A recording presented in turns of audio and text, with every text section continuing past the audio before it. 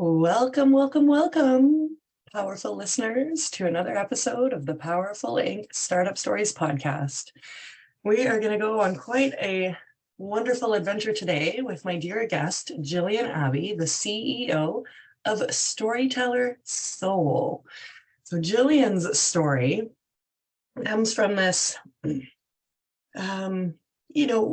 very happy, fulfilling white picket fence type life, but she was living with a truth that hadn't come to surface yet until she reached almost 40, which is more or less present time. And if you're living with something inside that's not fully expressed, it can, be constricting. And so I just love that she had the courage and the bravery and the certainty of herself to finally declare that she was gay as she approached her 40th birthday. And there's so many parallels that I see in how this can, because it's such a new opportunity in how you're going to experience your life. And starting a business can be like that too. And in Jill's case, this led to a whole new dimension that she could play in and express herself in and release everything that hadn't had a chance to exist really in her life so far. So she's written a book that comes out at the end of April, April 23rd, 25th. Yeah. And so it's called Perfectly Queer. And in her words, and in the bio for the book, Perfectly Queer takes the reader on Jillian Abbey's poignant and painfully funny roller coaster of self-discovery as she identifies and eventually accepts herself as a lesbian just before her 40th birthday. Living with her new truth means leaving a life behind that by societal standards is nearly perfect. She had a happy 20-year relationship with her college sweetheart, 2 wonderful kids, and a rescue cat, hence the white picket fence reference. They also ran a very successful mom and pop business in Florida, and everything just looked perfect from the outside. But what Jillian is on a mission to do now is remind us that if you're hiding a piece of yourself, it's safe to reveal it. And it's safe to say yes to you, even when you have like family structures and communities and different things around you, because you don't know what you're saying no to by saying yes to something that's not actually a yes. So we're going to talk about all of this and the transition of running a business to starting a business and all of the behind the scenes things of being a startup all over again. And so without further ado, I just really am honored and excited to welcome Jillian Abbey, the lesbian. Oh my gosh. To the show. Well, not to be dramatic, but like it's so symbolic to just say, fuck yeah, I'm doing this. This is, it's what's happening. Because in business we'll hedge and just tear it all apart and go for it. What have you got to lose versus what have you got to gain? So take us through that, Jillian, and welcome. Well, thank you so much, Mia. And I have to say, I absolutely love that your intro. Yes, I came out as a lesbian. Yes, I love to shout lesbian from the rooftop, but my messaging and kind of what I've learned through this whole process is not that, wow, everyone might be gay. That's not the message. Yes, it's the fact that life can be good and also not feel good. And that a lot of people feel like they can't start over because, well, things are already good. How could they get better? And so I really think that what I've learned through everything is, yes, things are good, but I knew I wasn't in alignment with myself. And I was amazed that when coming out, it wasn't just coming out for me. It wasn't just coming out because, oh, I want to be in a relationship with a woman instead of a man. It affected every single aspect of my life, from those money blocks that I had been working on for decades and reading every book of like, why am I not bringing in more, to how I parent, my friendships, even my energy that I put towards my business completely shifted Once I came out and said, this is who I am, and I love all of the pieces of me now. And I think we all maybe have parts of ourselves that we can't easily fall in love with. So yeah.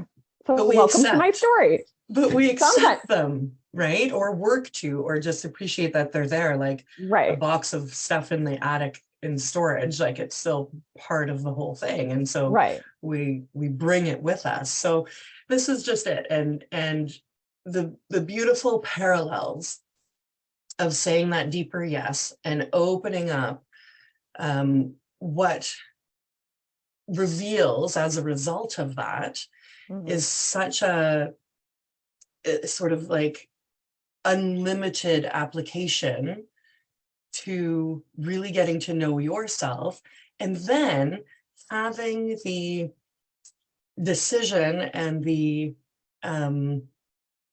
comfortable discomfort to pursue it, because that's not, you know, some things that we do and say, regardless of what they are, will start a new trajectory that you can't kind of put the brakes on. Like, oh no, I take it back. Like, no, never mind. Right. I talk about that in the book. I mention it as like, this was a point where an irrevocable shift was about to occur.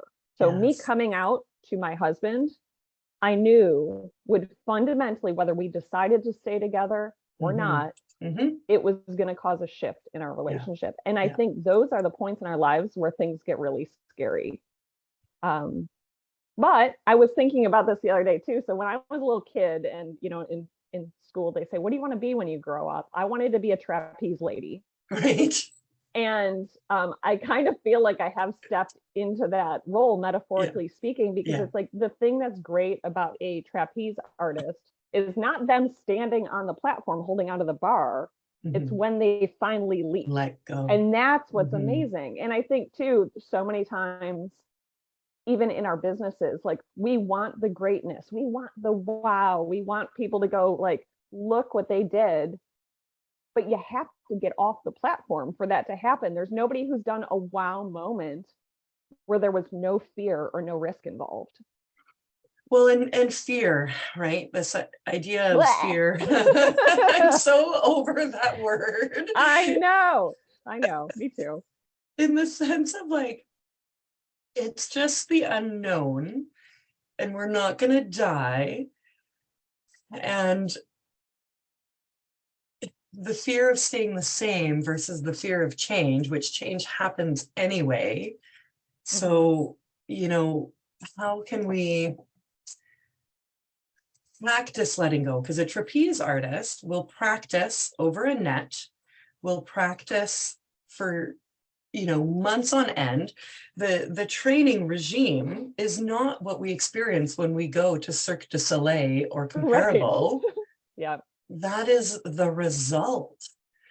And these micro yeses that we say along the way come and culminate to bigger yeses. And then we have something to present. But even at that trapeze artist that we see on stage may be worrying about falling because at practice the day before, they fell like every single time or something like that. So those parallels then. So let's go through how your life started to shift. You ran a business before, you've started a new business, you released a book, and it seems like that might have been the first piece of the business, or blogging, or just finding a new way to express yourself that you hadn't previously. Well, I have one of the weirdest resumes ever, probably. I went to college and got my degree in business, started as a certified public accountant with one of the big 4 accounting firms. I was auditing a coal mine and kind of looked at my life and said, this is not what I want to do with the rest of my life. And so I left that career and put my CPA license in the garbage and became a licensed massage therapist. Okay. The shift that nobody saw coming. the first one. Instead of crunching numbers, you're rubbing muscles. I don't know. And but really, like, I've always had the entrepreneurial bug. Yeah. And so I knew also that as a CPA, as an auditor, I didn't want to run my own auditing practice. Right. Massage therapy, though, I've always been interested. And I said, well, you know what? I know a ton of stressed out accountants right now. Maybe this is the next right step. It felt like the next right step to me. Yeah. And so I did. I opened my own massage therapy practice. I was a consultant for hotels that wanted to train their massage therapists as well. And it was good, you know, but it was my small micro go at business while I was still, you know, raising my child and supporting my husband in his career. We then at one point we decided that the craft beer scene was blowing up in Florida. Funny enough, I'm not actually a beer drinker. I'm more of a kombucha person myself, or cider. But we said, wow, this is a great opportunity. And it was something my ex-spouse really had a passion for. And so we opened up kind of a unique new idea for a craft beer bar in Tampa Bay. And it went great. Like I said, we were rated one of the top mom and pop shops here in the area, which the term makes me cringe now because it just by its definition, it excludes any single business owners, any queer couples that run a business together, but that's a whole aside. But yeah, so we did that. And then through that process is the point where I realized, like, wow, I'm gay. I don't want to mask this anymore. I feel like I'm being deceitful in my relationship. So I came out to him, and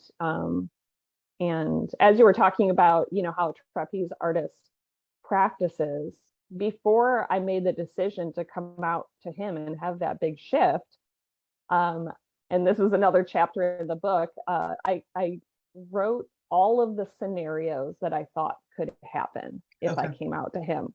From my best case scenario of I come out to him and he says, well, I'm gay too, and we both go to Pride together. That didn't happen, spoiler alert.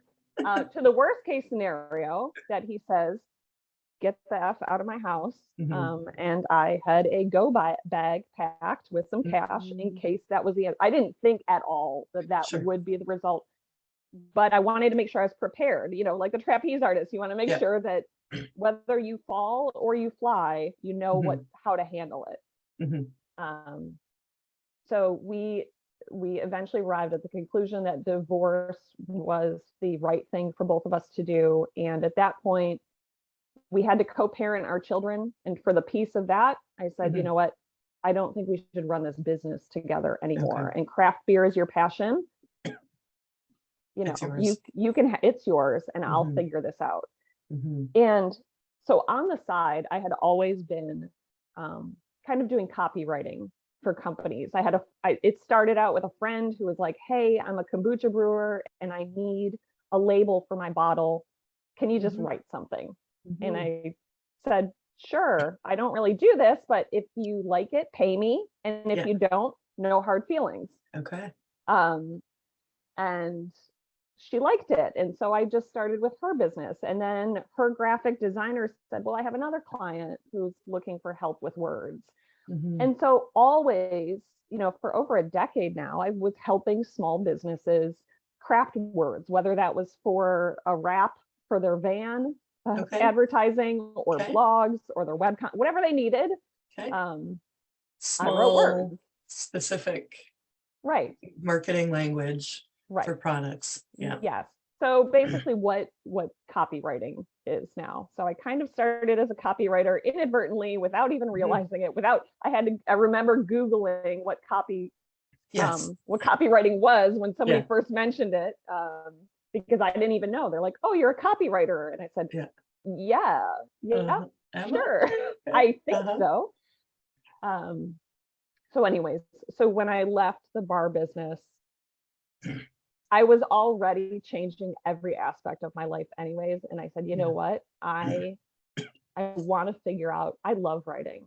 I am in my happy place when I write. If you ask me, hey, Jill, you have free time. What do you want to do in your free time? I want to write by my pool with an iced coffee. Lovely. And so, yes. And so it was amazing because at the same time that I consciously said to myself, I want to write, this feels good to me. This feels right.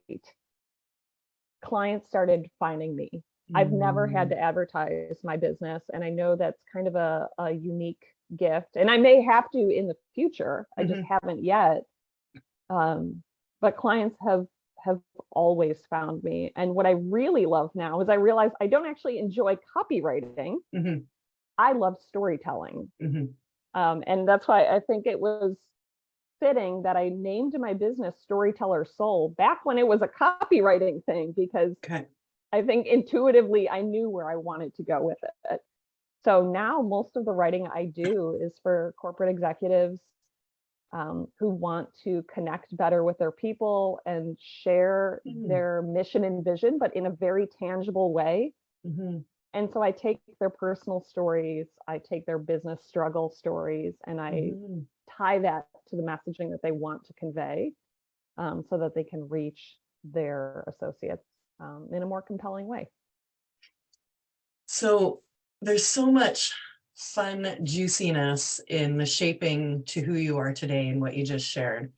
And as I'm a systems and structure person now, moving into a more flowy, creative side and bringing those two pieces together. And, you know, with your CPA background, moving to massage therapy, there's elements of that same thing where you get things done and you have the hard skills, but then you also have this nurturer, healer element, softer side. And you kind of put them together, because it sounds like the massage was actually more about, you know, empowering, training others rather than practicing on specific, like one-on-one people. And now how you just described your writing business is that same element of marrying two sort of different fields that don't often cross over, but need a bridge. And then in that comes this stronger ability to relate to people, right? And bring a little more love in and a little more sunshine in. So that's really, really wonderful. And the seeds were planted because of that kombucha friend. Like, that is so fantastic, right? Before even your bigger realizations came, things were coming to you to lay the ground for what was next. Right. And that's why I loved writing my book so much. I never set out to be an author. I always call myself an accidental author. My life just felt stranger than fiction at that point when I was going through my coming out process. And so I was writing it down.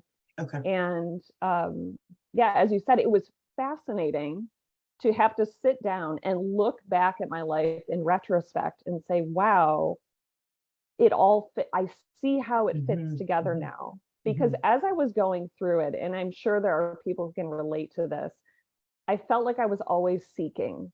Like I always was looking for the piece. Where did I belong? What was the right job for me? And because my industry experience was like a giant pendulum swing between the black or white world of accounting to massage therapy, which is very intuitive and energetic, and you know, and then going into the craft beer business, and then writing for companies that ranged from kombucha brewers to CRM systems to sustainable fish farms, cannabis growers, estheticians. I mean, you name the industry, and I was like, I got you. It didn't make sense to me for a very long time. And then I realized that what it did do is give me a very well-rounded and holistic experience of what it's like to walk in other people's shoes. And it's actually made me the perfect copywriter or the perfect writer, because it's made me a stronger communicator, and it's allowed me to meet people where they are instead of trying to force my words on them, or they're trying to force their words on me. Like, what do you need to hear? And how do we need to have this conversation so that it feels right to both of us? And what lessons, what love can be shared from from this message coming out? So what is the intent of the message, and what is the because sometimes we can get really tongue-tied with ourselves when we know what we want to say. And this is where you reference the quote from Brene Brown that I'll bring in now. One day you'll tell your story of how you overcame what you went through, so it will be someone else's survival guide.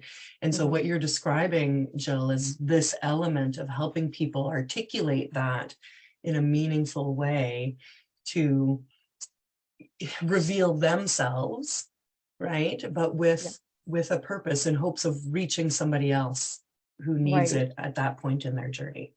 Right. And really, so while really powerful.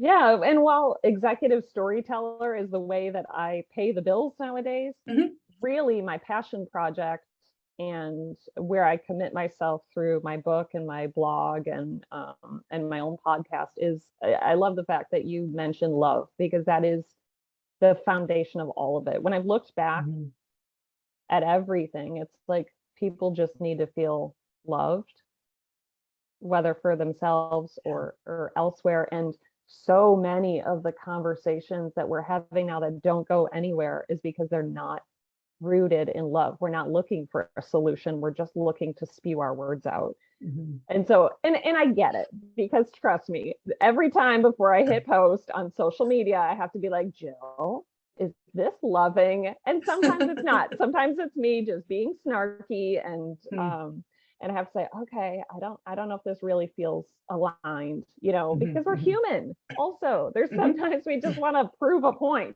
or like, haha, I got you with that. But really, I do try and remember often that, like, unless it is rooted in love, it's not going to have the intended effect that you would like. And so really, I think my goal now is to create more spaces where we can have conversations, have the difficult conversations, and that they can be heard. And that came through in my own storytelling with my book, but also I try and support other writers and other people who maybe never considered writing, but it's like your story really could be so beneficial to others out in the world, so that they would feel less alone. You have a very so that, because what, again, Brene Brown, right? She's a wizard. What we go through, it is for us, but it's also like, with greater knowledge comes greater responsibility to share that. And so, yes, we're looking for more love, but also in our individuality, we're also looking to know that we're not the only one. Yes. And I felt comfort of, like, you know, being able to connect to somebody else with a relatable experience. Right. And so me coming out as a lesbian at 38 years old, and I didn't come out because I met anyone. I came out in a craniosacral therapy session. So that was just me realizing to myself that, Jill, you can't hide the gay any longer. Like, it's there, accept it, love it, and let's move forward. And there goes my thought train. No, anyway, so it's a connection to others, right? Where we're So I was convinced that I was the only 38-year-old person who had ever come out later in life. And this was like, this was before Glennon Doyle's Untamed came out. It's your experience, right? There's no judgment, but we all kind of feel like I must be the only one. It was me. It was me and Elton John. I was like, Elton John was in a heterosexual marriage, and he is probably one of the most secure examples of fully leaning into queerness that I've ever seen. So me and Sir Elton. But unfortunately, I didn't find a lot of other ties between our life except for that. And so it did feel very lonely. We'll be able to call him and just be like, hey, hey, it's Tiny Dancer here. I need some help. I just need a shoulder. I'm gonna cry in your sequins. But so me putting my book out there actually has very little to do with me, because I know my story. I don't, you know, and there's the misconception sometimes that being an author is just going to make you rich. Like, you have a book out there and you're it's Amazon bestseller. Here comes the world. It helps. And I will say, you know, my book hit #1 on LGBTQ memoir and biography new releases, like right when it went for pre-sale, and I was stoked. I'm like, Yeah, this is fabulous. amazing. Congratulations. It's now ranked at like 2 million amongst all the books on Amazon, but so I was excited. And even still, I know that the book is not the book. The whole plan of the book was not because I was like, I need to make money. It's because I knew once I came out, the amount of people who in turn came out to me privately was astounding. The closet is full. Yeah. And so I said, if I can take this step forward and put myself out there so that the next person doesn't feel like they have to hide, or they know it's safe to be this part of themselves, I'm going to do it. And also I have children and I have a responsibility to them too. I can't preach to my kids, be yourself. I love you exactly the way you are. If you're not leading. But mom is going to mask because I am scared that the world may not accept me. Yes. So there were a lot of reasons of why I put Perfectly Queer out there, but most of them had nothing to do with me. And so you had said that you had been journaling, recording the experience as it happened. And does that translate into the book, or was that heavily edited? So this is the really interesting part, is that, so I used to feel like things would come to me in divine downloads. Yes, and I've never been a religious person. I wasn't even very much a spiritual person, but I was feeling so low and so lonely in my coming out process that I connected with a group of spiritual women online. Right. And I just was like, okay, I feel a little bit more held right now. Yeah. But I would wake up in the morning before the kids would get up, and I would pull out my journal, or I'd pull out my laptop, and these memories would just come to me of either things that had happened in the past week or the past month. And it would just flow out and I'd write it. Right. There was editing that happened in the book for sure. I think I wrote a total of 50 chapters. They were written asynchronously. So it's like, as the memory came to me, as the thought came to me, I would write them. And then I used a writing program called Scrivener, which allows you to reorder the chapters very easily, much more so than like Google Docs or Microsoft Word.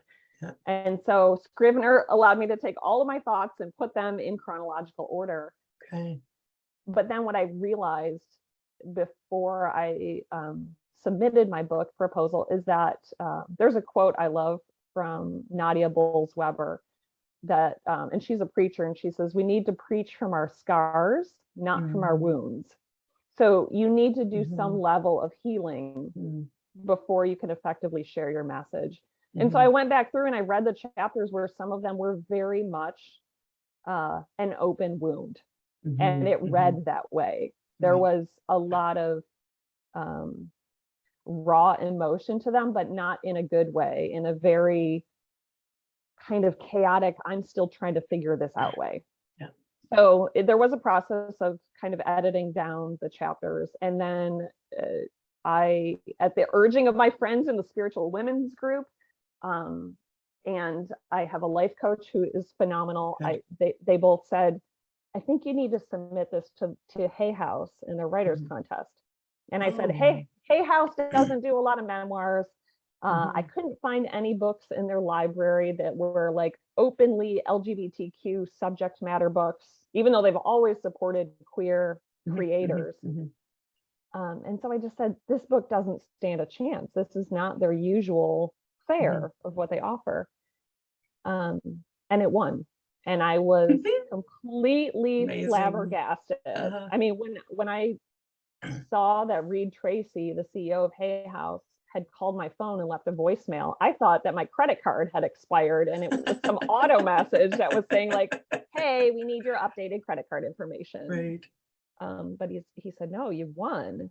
And amazing. Gosh, because of the energy in this, right? Because of everything we've talked about so far, of what this represents and how it can serve, and how it's not even, well, I don't want to downplay any part of the coming outside, but that it is just about the yes to yourself, no matter what.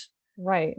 And what I thought was great about the conversation with Reed is that he mentioned that Louise Hay, the founder of Hay House, has always been supportive of the LGBTQ community through the work she did with AIDS charities and other sorts of outreach work and giving them a platform. And obviously Louise has since passed away, and he said, we want to carry on her legacy. And so while I almost didn't enter the contest because I said, this isn't what they do, I wasn't realizing that their company is evolving too. Yeah, they could create a space for me. And so I think that was a really important lesson to learn too, is just because this is how things are now in business or in life or in your family or whatever, doesn't mean that they have to stay that way going forward. Like maybe you are going to help them forge the new path. Yes. And if you don't ask, you don't seek it, you'll never know. Right. So if it's a closed door already, there's no harm in knocking on it, because there just won't be anything. And then you can have peace of mind and say, okay, it wasn't a thing. Right. But if it's perceived because you made a decision for Hay House that your book wasn't for them. Yeah. And they were like, actually, thanks. We're like really reputable and we know what we're after. You are for us, but that's cute. Right. Well, and it's funny, getting back to our trapeze artist reference, what I've realized, so most trapeze artists have a net under them. And what I've realized that in life, that net is community. And had it not been for that spiritual women's community, had it not been for my life coach saying, you need to do this, like stop being scared to knock on the door, stop being scared to try, stop coming up with every obstacle, every way that this could not work. Yeah. That's all you're providing. Just try. And I'm eternally grateful to them and for their support, because you know, we as humans, we're not meant to be alone. We're not meant to, we need community. We need other people to lean on. And that's why I love your business so much too, in this podcast, because it's creating community among people who will thrive in such a greater level just by hearing each other's stories, leaning on each other, asking questions, knocking on doors, and seeing what opens. Yeah, and being able to be shown who you are through the eyes of others. Yes. Oh, so they can remind, because in the solopreneur world and, you know, working online, I'm like in a 32 square foot little space off the bedroom in my home office. And this is like my sanctuary, but it's also isolating, and I can forget what's going on in the rest of the world without more human connection. Right. So finding that gives us fuel to keep going, and introduces new opportunities. Like if Hay House had never even been on your radar, this would have been a huge missed opportunity. And the other, now all the things that are coming out of that we can shift into is, you know, you reference that in the marketing. So I'll just get all excited, get a little context. From pursuing what you thought was a dead end and submitting to Hay House is now bringing forth entirely new waves of opportunity and wisdom as you continue to progress. And, you know, just to make it clear and heard, you have a copywriting business that pays the bills, and you're growing this business as a passion and a service to help and empower others and to coach others and to be that witness and source of comfort, and, you know, provide some guidance and relatability to vulnerable situations for others. And so you have a little, well, I'm going to make some assumptions that with money coming in to pay bills, it gives space for creative and heart-centered service. And now with the book coming through Hay House, you're getting like more mentoring is where I'm going with all of this, in reference to where you write about one of the authors at Hay House, Rachel Peterson, giving advice around how to show up on social media and coming out of your vulnerability hangover. So listeners, she's got a blog from February called the vulnerability hangover. And when you expose yourself, then you kind of want to run away and hide, because now you're like really out there, and Right. people are going to approach you in that new awareness and knowledge of you, and it can be a bit intimidating. So yeah, well, and to be fully transparent, in all that I have gone through in the past few years with coming out, going through my divorce, you know, us collectively going through COVID, shifting my children from homeschooling to then private school, back to public school. Like there's been a lot of changes in my life. Yeah. But only just recently, it was actually just like 2 weeks ago, I had my first panic attack. And I didn't realize that it was even a panic attack. I didn't know what was happening. It was right before I was supposed to go on to another podcast, and I was taking a shower and kind of collecting my thoughts, and my chest clenched up and I started crying uncontrollably, and I just felt like I couldn't get enough air into me, and in my rational mind was saying, Jill, you love, like, look at your life right now. It's freaking amazing. You have everything going for you. You love podcasting. You love talking to people and connecting with people. What is going on? And we talk about the power of vulnerability and how good it is to be open and out there, but it is always a risk. And so it caught up with me. And so it is something, and the reason why I say this is because sometimes we also talk so much about the good of things, and leave out the ugly little warts. And so I have become very aware, and through following Rachel Peterson's social media as well, and the struggles she had around the time of her book launch, I've realized how much I need to be very conscious of how much I'm exposing myself, how much I'm putting myself out there, how not how vulnerable I'm being, but who I choose to be vulnerable with. And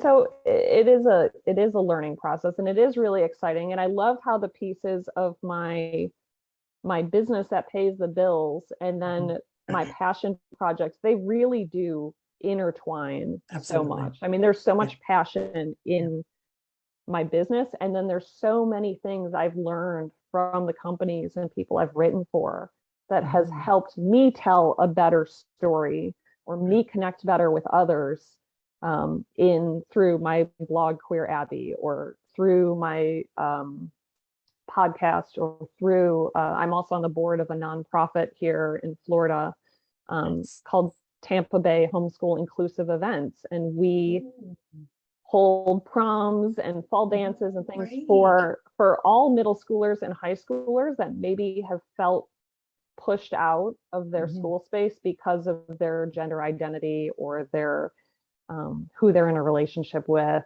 or their skin color, or their abilities. So it's just inclusive events for all, where everyone can feel seen and welcome. But yeah, it's a lot of irons in the fire right now. And as much as I want to always be pouring myself into all of them, I'm also realizing that I need to take a more conscious effort of where I need to pull back and prioritize. This is so beautiful, because it's true. We get introduced, or like we open up new doors and open up new portals to what our reality and our life experience can be. And then it's very stimulating and exciting. And, it's like having Disneyland to yourself, and you want to do it all. And then you eat teacups, and then you're like vomiting over those. Exactly, right? And then it's like, oh shit, okay, let me just kind of get my bearings here. And, we can't see what's coming, but we can lead ourselves as we grow through things, and kind of stay anchored in some groundedness, and say, okay, it doesn't all have to happen at once. I don't have to go from one end of the pendulum to the other. And we can only figure that out by doing it and learning it. But what's a great lesson and a great share from this part of the conversation for sure is that as more things come, just stay curious and, you know, floaty with them, and you don't have to rush or anything like that, and just continue to explore it and lead yourself through it, and see where it goes. And like, don't kind of get in too deep, and don't say no to things, but that as new things come, there's time to explore them, and time to figure out what they're going to mean for you. And this is a big thing of like how you reference your social media, you know, where we said, do this, the algorithms, da, da, da. And then you're like, well, here's how I want to do it for me. So yes, there's all this available information, but at the end of the day, I have to make the choices because they impact my life. Right. And I think that's a really important question for everyone to ask themselves regularly in business is, am I doing this because this is what I want to do? Or am I doing this because I feel like this is what I should be doing? Because I think a lot of times we work towards the should. And it doesn't feel good to us. And those aren't usually the things that work out really well. And not everything is going to feel good to us too. So there is sometimes a gut check of like, you know, that, you know, it's the right thing to do. You just don't want to do it because it's hard. But where I see that showing up right now is I think there's so much emphasis on, you know, create your 6-figure business, create your 7-figure business, and money is great. And I subconsciously, like on the side, have always been curious about rich people and like how much money is enough. And is there a relationship between having more money and having more happiness? And I haven't really seen any solid examples of that yet. I've come to the conclusion that money is great because more money means more options. And we like having options. I've also realized that I really, though, value flexibility. And so now when I'm trying to make decisions in my business, I try and ask myself, does this support what I value most, which is flexibility, so that I can be with my partner, Jen, so that I can be with our children, so that I have time for myself?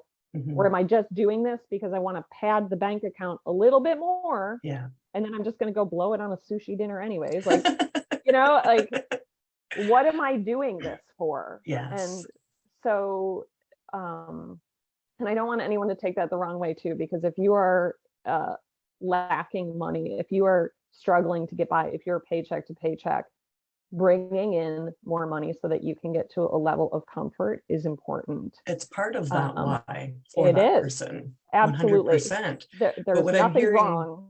There's nothing wrong with wanting money. Well, no, not at all. Because like you said, you can do so much with money. You can be like Oprah, right? Everybody gets a Porsche. Let's go for it.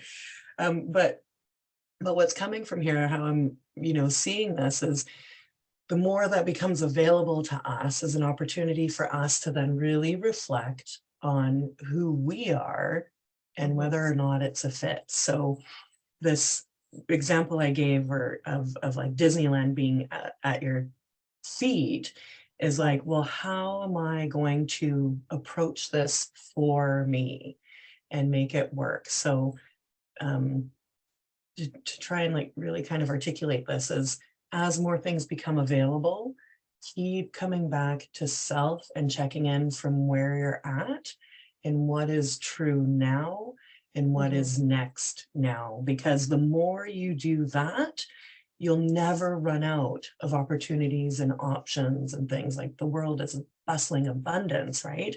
But what you will do is strengthen your certainty to your why. And this is what you've been saying about the book. The book isn't about me at the end of the day. It's a story to serve others who are going through the same thing. And that is a big part of your mission and a big part of your Queer Abbey business and your presence online, you know, that we're seeing on the outside versus what's going on in the behind, because you want to welcome people and help them feel seen and understood so that they can go out and pass that forward in their own version in the world. Right.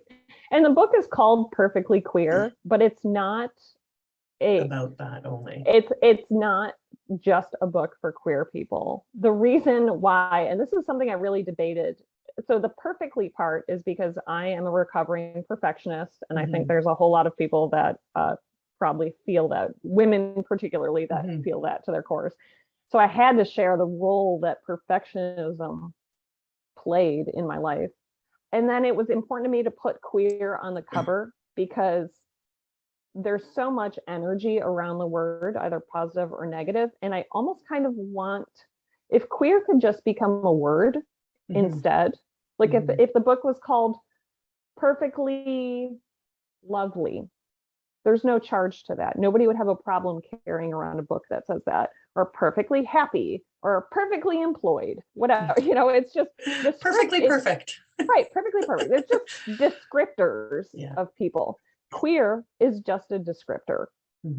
It doesn't mean good, it doesn't mean bad, it's just a word. And I think that we can't take the charge out of the word until it becomes part of our regular vocabulary. I mean, that's why when you yelled lesbian at the beginning of this, I was like, thank goodness, because I myself couldn't even say the word lesbian for a very long time. I mean, I couldn't even say gay or queer. I came out as I'm not straight. That was as much as I could comfortably vocalize. And so I hope too, you know, if you are if you are not in a queer relationship or don't identify as queer, but you feel some reluctance or fear around carrying a book that says queer on it, I also feel like that gives you a little bit more insight or empathy into what it is like to be a queer person. And just by being willing to have that word in your connected to you, even if you were just showing up as an ally, like it's such a strong statement to make as an ally that like I'm fine. I can comfortably be with the word queer and also know that it doesn't have to define me. That's and it. I think, Yes. yeah. Adding something more to who you are, but knowing where it fits. Right. Like, can you imagine if we only read books that were specifically related to, like mine would say middle-class white woman, right? Like if I could only read those books, like, no, I love reading books about people who are very different than me. And also ones that are similar, because it's cool to hear kind of similar stories, but like, I don't want anyone to think like, well, I can't read this book about queerness because I'm straight. Well, no, it's just another piece of our societal puzzle that you can get greater insight to. So, and that you get and create relatability, create information, a personal story, so that we have empathy and, you know, just hear it from somebody else. And a book is really like a non-intimidating medium versus listening to somebody. It can be a visceral reaction and like, oh, I should be behaving in a certain way, or that person said this. A book is private, is personal. You can read it, you know, just between you and the book itself, and get something out of it and think about it without having to declare anything outwardly. Right. But if there is fear around declaring it outwardly, because trust me, I fully get that as well. Yeah. There is a Kindle version, and actually you are the first person I'm sharing this with, but Hay House just informed me that they are giving me an audiobook. Oh my God, and amazing. So I am going into the recording studio in 2 weeks to record the audiobook. So if you can tolerate my voice for any period of time, there is an audiobook version that will be coming as well. Amazing. Yeah, which is really good, because I also get that there are people who are also not in a safe place where they can carry a book that says queer.